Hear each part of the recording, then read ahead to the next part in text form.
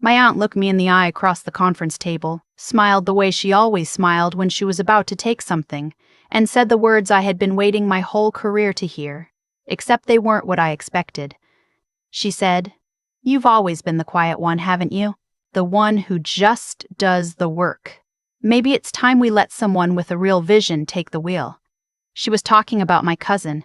She was talking about replacing me in the company I had built from nothing, and my uncle, sitting right beside her, straightened his tie and said nothing. 3 months later, they would be standing in that same conference room, staring at empty desks, asking how a company could vanish overnight. But they didn't know that yet, and neither did I. Not fully. Not in that moment. All I knew was that something inside me had finally stopped bending. Let me back up. My name is Claire Donovan. I was 32 years old when all of this happened, living in Ashford, Ohio, a mid-sized city where the cost of living is low. The winters are long, and everyone who went to the same high school somehow ends up knowing everyone else's business by Tuesday. I had a one-bedroom apartment on the east side, a used Subaru with a cracked dashboard, and a company I had spent 5 years building inside my uncle's garage. The company was called Meridian Creative. We did brand strategy and visual design for small and mid-sized businesses. Logo systems, brand guidelines, social media packages, the kind of work that most people don't realize they need until they suddenly do. I started it with $2,200, a freelance client list I had built over 3 years of nights and weekends, and the kind of stubborn belief that if you did good work consistently, the rest would follow. My uncle Dennis had offered the garage as office space when I was first starting out. It made sense at the time. He lived 10 minutes from downtown. The garage was heated, and I was his late sister's daughter. My mom died when I was 19, 2 weeks before my sophomore year of college. My uncle was the one who showed up at the hospital. He was the one who helped me sort through her things. He was the one who said I should think of his house as home whenever I needed it. I believed him. That was my first mistake. Within a year of launching Meridian, I had 6 clients. Within 2 years, 14. By year 3, I had brought on my cousin Marcus as an account coordinator because my uncle asked me to give him something steady after Marcus lost his 3rd job in 2 years. I gave Marcus a salary, health insurance, and a title that sounded better than the work he actually did. My Aunt Renee started showing up at the office around the same time, not to work, to observe. She would sit in the corner with her coffee and ask questions she framed as supportive. How many clients do we have now? What does our monthly recurring look like? Are you thinking about bringing on more family? Our. I noticed it but told myself it was just how she talked. By year 4, my uncle Dennis had started referring to Meridian as the family business at cookouts and church events. I heard it from 3 different people before I heard him say it directly to my face. He said it proudly, the way men say things they had nothing to do with but have decided to own. He said, "We built something real here, Claire. The family really came through." I thought about the evenings I had worked until 2 in the morning alone in that garage. I thought about the client I had cold called 47 times before they signed. I thought about the business loan I had taken in my name only, that I was still paying down, that no one else had co-signed, that would have destroyed my credit and mine alone if Meridian had failed. I said, "Thank you, Dennis," and I let it go. The way I always let things go. Because that was my role. I was the capable one. The one who figured things out. My mom had told me that since I was small, and I had carried it like a badge without understanding it was also a warning.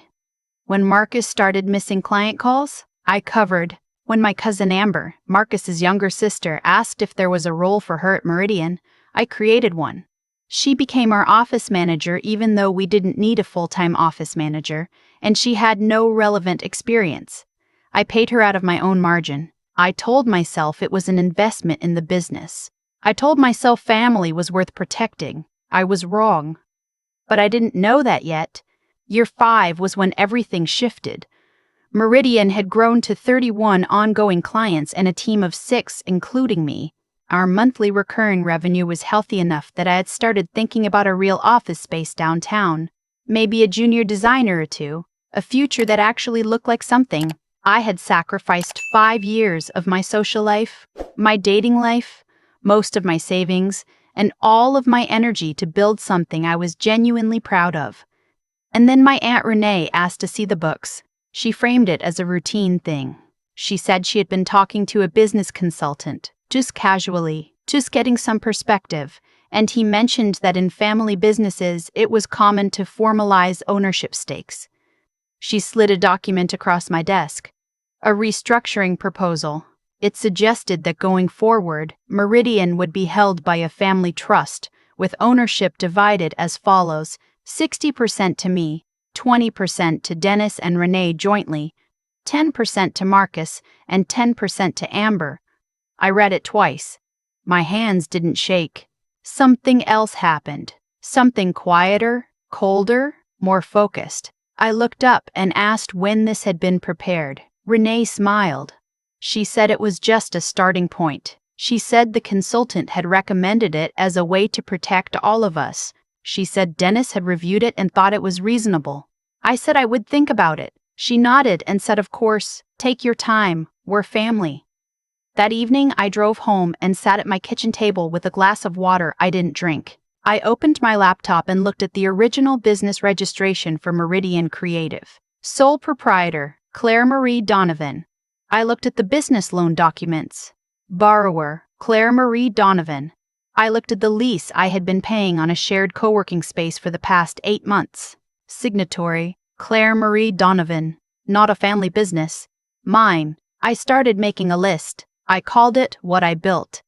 It wasn't dramatic. I was just trying to see clearly. I wrote down the founding client list.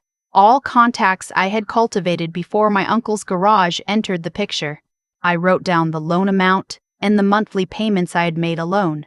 I wrote down the salary I had paid Marcus for 3 years and the salary I had paid Amber for 18 months. I wrote down the client revenue, the total billed, and the percentage of actual revenue-generating work that Marcus and Amber had contributed versus what I had done. By 10 o'clock, I had filled 4 pages. By midnight, I was still going. I am the kind of person who keeps records.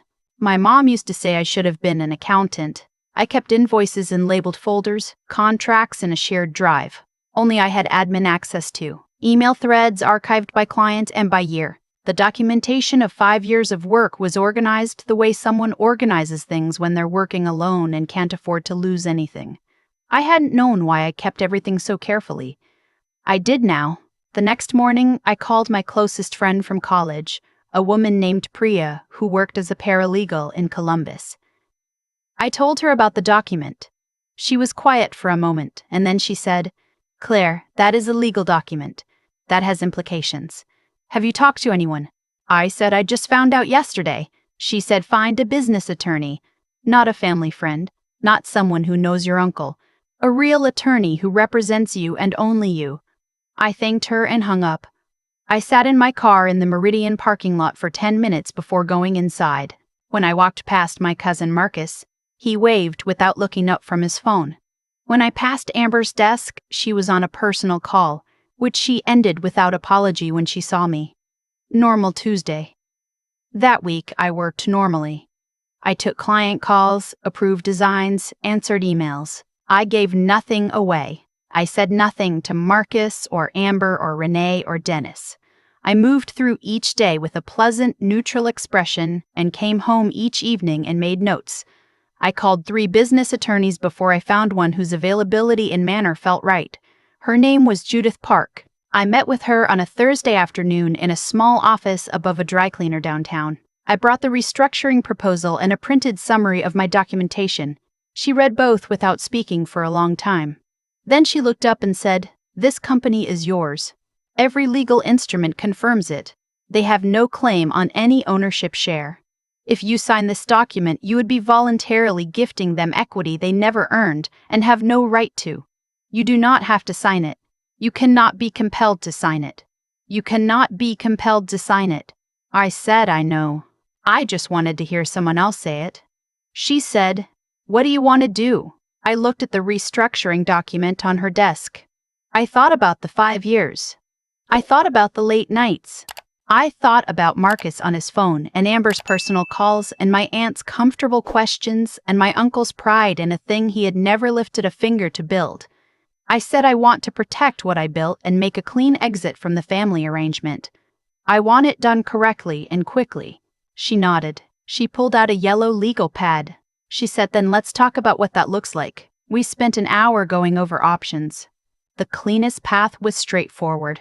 Since Meridian was a sole proprietorship in my name, I could restructure it as an LLC. Formally establish sole ownership, update all contracts and accounts under the new entity, and give appropriate notice to any employees. I would owe Marcus and Amber standard notice or severance per Ohio employment guidelines.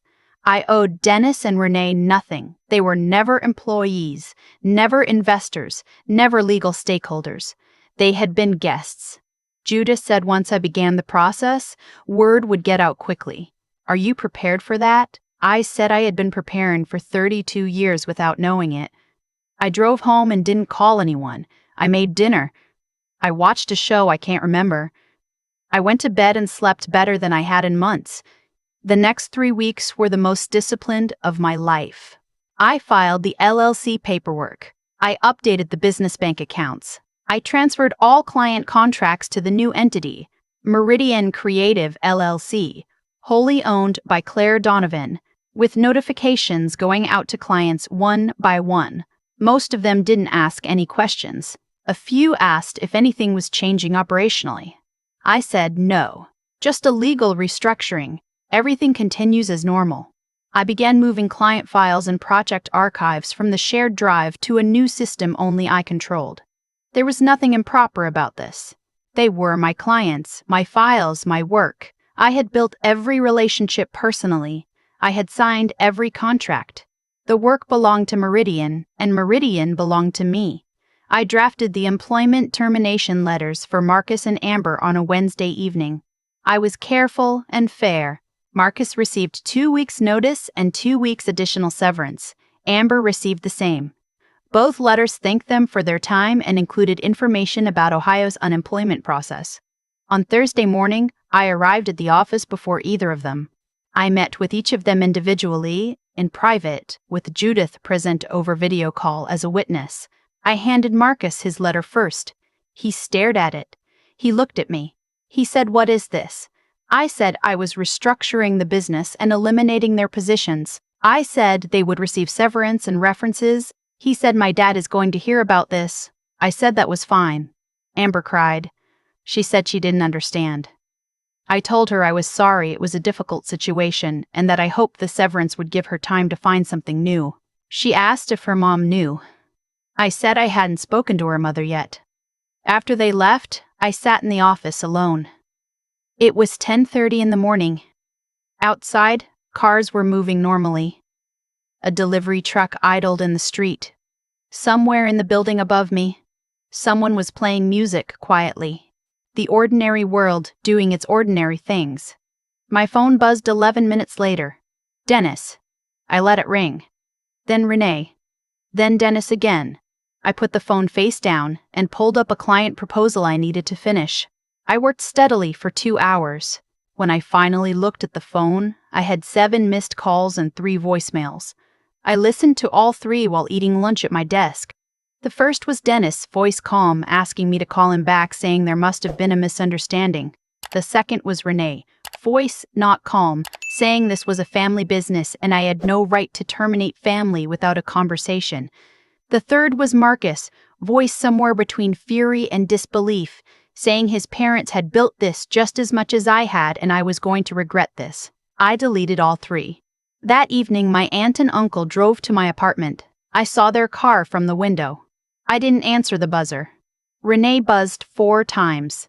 Then nothing. Then Dennis called again, and I let it go to voicemail again, and his message this time was quieter, more careful, like a man trying to find the right door. He said, "Claire, I don't know what happened today, but I think we need to sit down and talk. This didn't need to go this way." I played the message twice. I heard in it what I always heard from him, the assumption that there was still a way to make things comfortable again, that I would find my way back to the arrangement. that whatever had happened could be smoothed over with a family dinner and enough patience. He had never understood that I wasn't angry, I wasn't hurt, I wasn't acting out, I was simply done.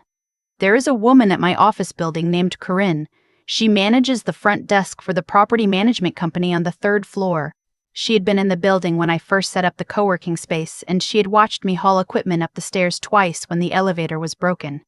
She sometimes brought coffee for people in the hallway without being asked. She was in her 60s, and she had the particular kind of calm that comes from having survived something. She stopped me in the hallway that Friday morning and asked if I was okay. She said she had seen my cousin's car parked outside for a long time the previous evening, and she noticed I hadn't buzzed him in. I said I was okay.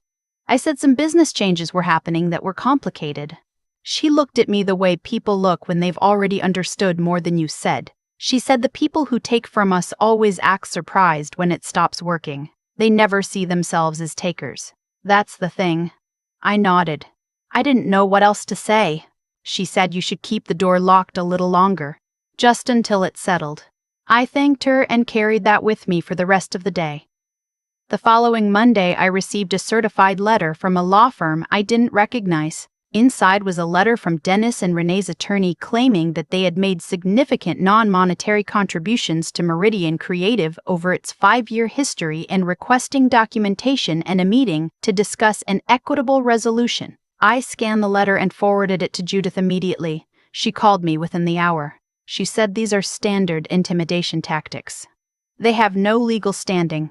Your business formation documents, your loan history, your client contracts, your tax filings, everything points in one direction, and it is yours. She said their attorney probably told them the same thing before taking their retainer. I asked what I should do. She said, let me respond. You don't need to say anything. So I didn't. I went back to work. Meanwhile, Priya called to check in. She had heard from a mutual friend from home that Marcus had been telling people around town that I had blindsided the family, that I had built the business on resources they provided, that I had always been difficult. I thought about that word, difficult. I had heard it before. Not often, but enough. Difficult meant I kept records. Difficult meant I asked for what I had actually agreed to. Difficult meant I didn't let things go as quietly as they expected. I decided I was comfortable being difficult. 2 weeks after the termination, Judith informed me that the attorney's letter had been formally responded to and that there was no legal basis for their claim. The case, such as it was closed before it began. Dennis and Renee's attorney had done exactly what Judith predicted, told them the truth, taken the retainer, and gone quiet. The phone calls continued for a while after that.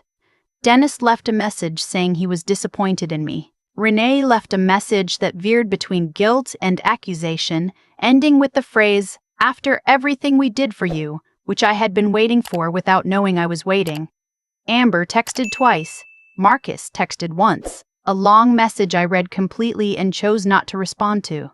Then the calls stopped. The silence was strange at first. 5 years of proximity, of family dinners where Meridian was discussed like shared property, of my aunt asking questions, and my uncle making statements, and my cousins treating my office like an extension of their lives, and then just nothing. A clean wall of quiet. I had expected it to feel like loss. It felt more like pressure releasing. I found a real office space. 4th floor of a building downtown, good light, a small conference room, a kitchen that wasn't also a garage. I signed the lease myself. I put a print on the wall. Just a simple thing, abstract. Something I had liked for years and never hung up anywhere because the places I worked always felt temporary. This place didn't feel temporary. I hired a junior designer named Theo, 24 years old, recently out of art school, genuinely talented. I hired a part-time account coordinator named Lena, organized and direct, no family connection whatsoever. Within 6 weeks, the team was running better than it had in the last year under the old arrangement. Client satisfaction was up. Project timelines were tighter. The people who worked for me actually wanted to be there. It sounds simple. It is simple. It had just taken me 5 years to see it. One evening, about 6 weeks after everything had settled, I was working late. By choice this time, not out of necessity. When Corinne knocked on the office door, she was heading out for the night. She asked if I needed anything. I said I was good. I said things were actually good. She smiled. She said, "I know. I can tell by the way you walk now." I didn't answer that. I just thanked her. But I thought about it on the drive home. The way you walk. I had never thought about it before. I'd been walking like someone carrying something heavy for so long I had stopped noticing the weight. I called Priya that night. We talked for an hour about nothing in particular. Her job, a trip she was planning, a show we had both been watching. At the end of the call, she said, "I just want to say I'm proud of you. You didn't explode. You didn't fight. You just stopped letting it happen." I said it didn't feel that dramatic from the inside. She said the best things never do. A few weeks later, a long email arrived from Dennis. He had written it carefully, I could tell. The early paragraphs were about the history, what he remembered of my mother, what he had felt when he offered the garage, what he believed had been growing between us. In the middle of the email, his tone shifted, became smaller, more honest. He wrote that he had said things at cookouts about the family business that were not accurate, that he had let Renee's ambitions become something he didn't examine closely enough, that he had assumed my generosity was permanent without ever asking if it was sustainable. He did not ask me to undo anything. He didn't propose another restructuring. He said he understood if I didn't want to respond. I read it 3 times. I didn't respond right away. I saved it in a folder. I let it sit for a week. Eventually, I sent a short reply. I said I appreciated him writing it. I said I wasn't in a place to rebuild things at the moment. But I wasn't closing the door either. I said I hoped he was okay. I hit send and then closed the laptop and made dinner and let it be whatever it was going to be. Some things don't resolve cleanly. Some endings are just doors that stay cracked. What I know now is this. I gave my family 5 years. I gave them salaries and titles and a sense of ownership over something they hadn't built. I did it because my mother died when I was 19, and Dennis was the one who showed up at the hospital, and I'd been trying to repay a debt I didn't actually owe. I was paying in the wrong currency. I had been paying in the only currency I had. My work, my clients, my future, and calling it family loyalty. The day my aunt said I was the quiet one, the one who just did the work, the one who maybe needed to step aside, she thought she was describing a limitation. She was actually describing everything I had given them permission to take. I took it back. Not loudly, not in a speech, not in a scene, not in a confrontation across someone's lawn with neighbors watching, just paperwork. Just the legal instruments that had always said the same thing, if anyone had bothered to read them. Just the records I had always kept, finally used for what they were worth. I didn't lose a family. I lost an arrangement that had been calling itself a family for years. Those are not the same thing, even though they feel identical until the moment they don't. Meridian Creative is 38 clients now. The office has good light. Theo just won a regional design award for a rebrand we did together, and he sent me a photo from the awards ceremony with the caption, "We did this. Not I. We." That's the difference. That's what I was always trying to build. If any part of this story felt familiar, if you have ever been the capable one, the quiet one, the one who just does the work, the one everyone leans on until there's nothing left to lean on, I want you to know that the records you've been keeping matter. The work you've been doing in silence has a value that belongs entirely to you. And the moment you stop holding the door open for people who never once offered to hold it for you, gravity does the rest. You don't have to burn anything down. You just have to stop maintaining the fire. If this story resonated with you, I'd love to hear from you in the comments. Have you ever had to reclaim something that was being taken from you quietly, piece by piece? And if you'd like more stories like this one, please subscribe and hit the notification bell so you won't miss what's next. Thank you for listening all the way to the end. Take care of yourselves. You've earned it.